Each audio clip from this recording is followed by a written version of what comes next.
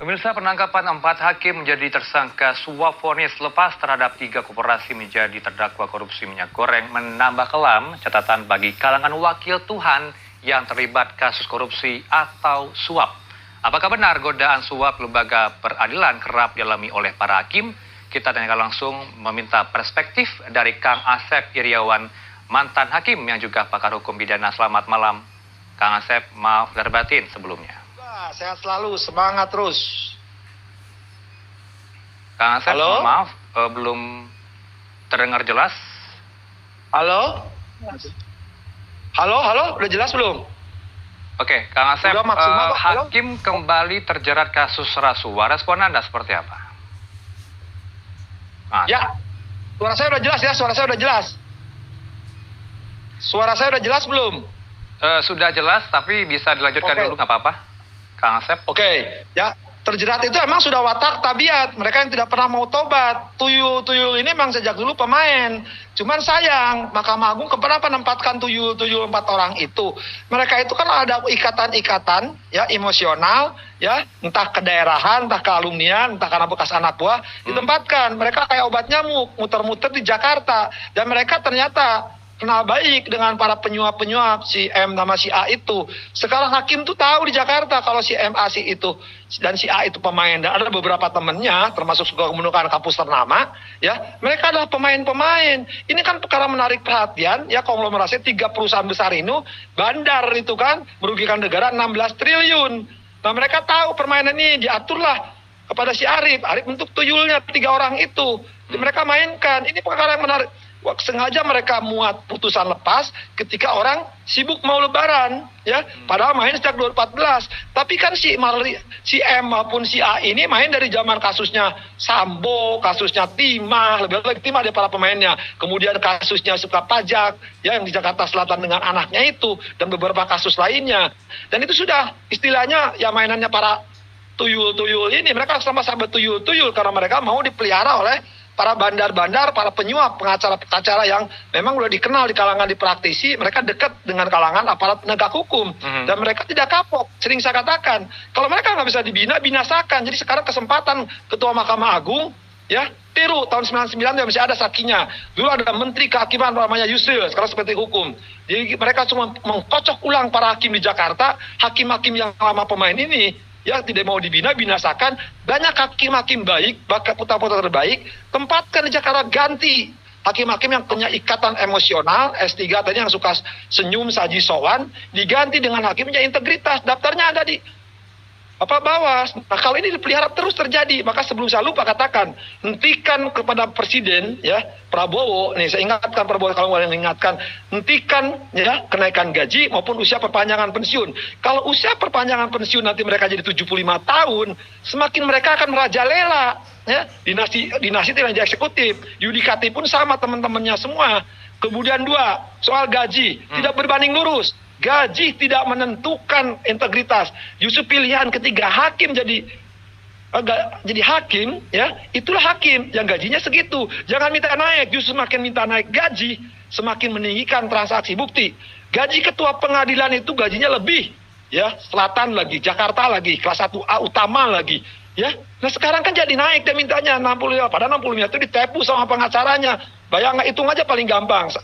1,16 triliun kalau ganti 2,5 mustahik atau persepuluhan itu ratusan miliar, dia 60, artinya apa? Jadi tuyul mereka ditipu oleh mafia-mafia yang selama ini suka main di pengadilan. Tuh khas tuh yang cewek maupun yang cowok itu, kita tahu jejak digitalnya. Dan kalau ini tidak cepat hakim diganti seluruh Jakarta, para pemain akan terulang.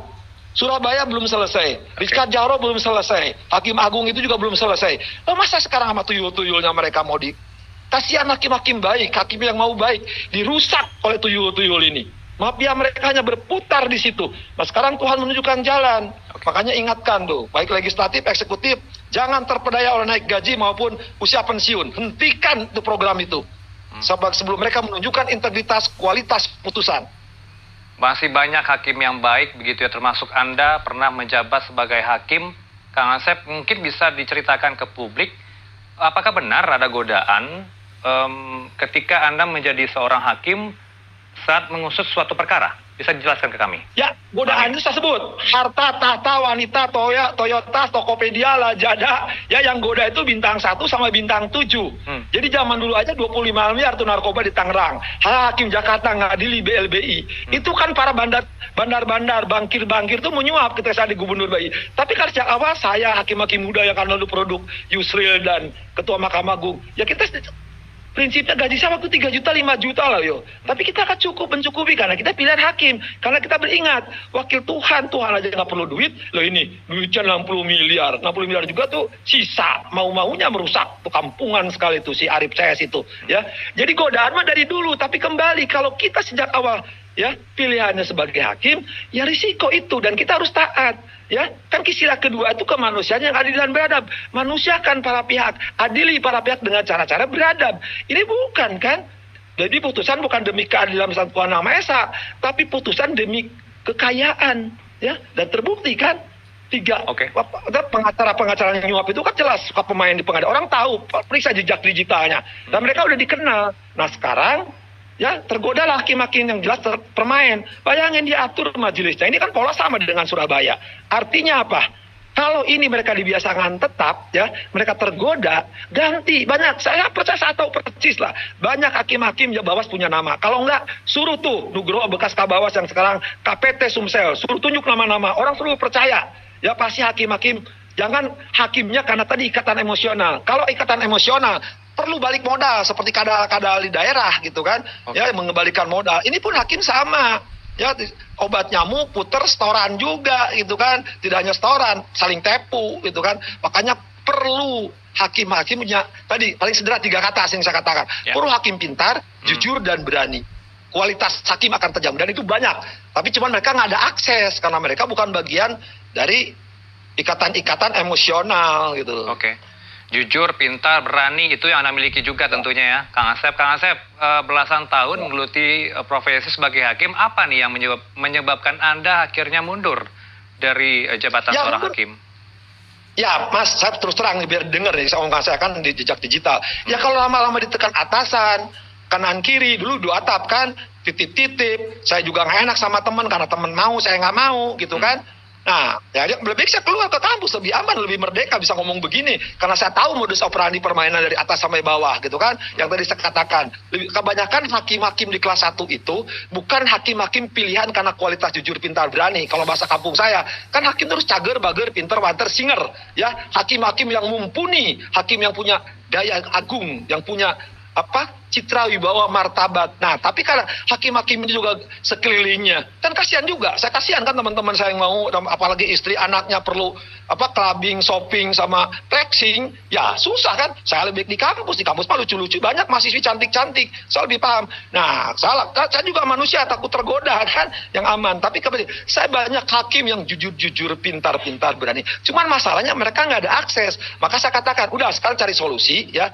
Selama hakim tidak menunjukkan kualitas putusan, ya artinya apa? Tidak ada hubungan. Hakim itu jangan sering main golf, jangan sering mau dikasih makan di restoran. Ya karena banyak di kantor, saya sebut nih supaya keras ya. Di kantor-kantor pengacara itu banyak anak-anak hakim kerja di situ. Jadi tidak hanya itu saya sebut ya. Jadi mereka banyak teman-temannya, apalagi sekampus-kampus itu, menggunakan nama-nama kampus, pada ya kampus ujungnya mapus, urusannya pulus kan. Kalau sama saya mampus tuh mereka gitu kan. Saya hubungannya pulus, makanya semua jadi hangus. Coba kalau tulus, pasti mulus. Karena apa tadi? Sejak awal pilihan jadi hakim. Ini pilihan udah jadi hakim, pilihan jadi tadi rampok. Urusannya duit. Kalau jadi duit kerja tuh di Pertamina, kerja itu di perusahaan timah itu yang banyak koruptor supaya mereka kaya. Kalau jadi hakimnya sudah, Tuhan aja nggak terima duit, nggak mau duit, lo wakilnya mau duit 60 miliar lagi, kecil. Oke. Berarti Anda mengakui ya ada sejumlah nominal yang ditawarkan kepada Anda untuk mengusut suatu perkara. Narkoba itu kan berkali kita pernah bicara, narkoba Tangerang itu kan saya 25 miliar, 30 miliar. Ketika saya adili Sahri Sabirin, gubernur desa sebut namanya. Ketika saya adili Handara Harja, bankir-bankir, saya adili. Itu kan lebih dari miliaran. Tapi saya hukum kan. Seumur hidup malah. Kalau saya mau, saya bisa bikin rumah. Ya, nyaingin itu yang mobil-mobil kemarin. Tapi saya kan takut anak istri saya makan uang haram atau kalau saudara saya. Semua kembali karena saya pilihan saya hidup dulu tuh, ya, menegakkan hukum. Tapi kan lama-lama ya kalau yang merintahnya atasan, samping, kiri, kanan, tengah, atas, ya tergoda. Makanya paling aman di kampus. Nah, maka saya bilang, banyak teman-teman saya, jujur, saya katakan tadi disebut Nugroho, Hakim Teguh yang kemarin mutus, itu banyak hakim-hakim yang memang wahid, oke, punya. Tapi masalahnya, sekelas mereka, tidak ada tempat yang layak. Mereka yang suka S3, senyum saji sowan, atau peliharaan para bandar supaya ditempatkan, apalagi peliharaan teman-temannya lain yang suka ada kaitan lah dengan promosi mutasi atau nanti yang suka milih hakim agung. Nah, itu jelas fakta kok. Silahkan tanya, suruh cerita tuh para pengacara. Hanya 2 pengacara dan beberapa temannya tuh yang memang dekat dengan para oknum pengadilan. Itu yang harus dibinasakan mereka tuh hakim-hakim itu yang punya hubungan relasi. Baik.